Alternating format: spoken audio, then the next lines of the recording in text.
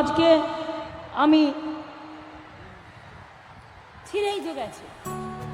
আমরা সবাই জানি তৃণমূল নেত্রী সবসময় হাওয়াই চপ্পল পরেই ঘোরাঘুরি করেন, সে বিদেশ যাত্রা হোক বা বাংলার মাটিতে।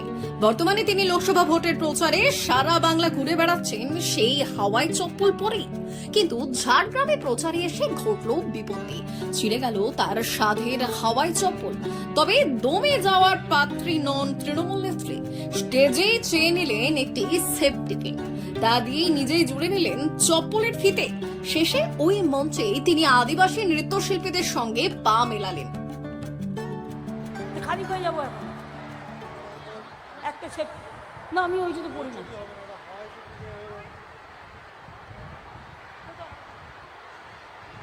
না, নিয়ে আসতে হবে না, পাবে না।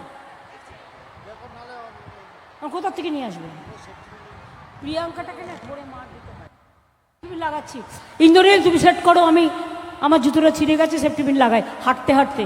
ওর দোষ কিছু নেই, মানে ও জুতোর যে আয়ু তার থেকে বেশি হেঁটে ফেলেছে। এদিন মঞ্চে ভাষণ শেষে তার আদিবাসী নৃত্যে পা মেলানোর কথা ছিল, সেই মতো তৈরি ছিলেন নৃত্যশিল্পীরা। তবে ভাষণের শেষে মুখ্যমন্ত্রী নিজেই জানালেন তা দুর্দশার কথা। বললেন, ছিঁড়েই তো গিয়েছে, তো খালি পায়ে যাব আর কি, নিয়ে আসতে হবে না। এখন কোথা থেকে নিয়ে আসবে? ইন্দ্রনীল, তুমি সেট করো, আমার জুতোটা ছিঁড়ে গিয়েছে, সেফটি পিন লাগাই।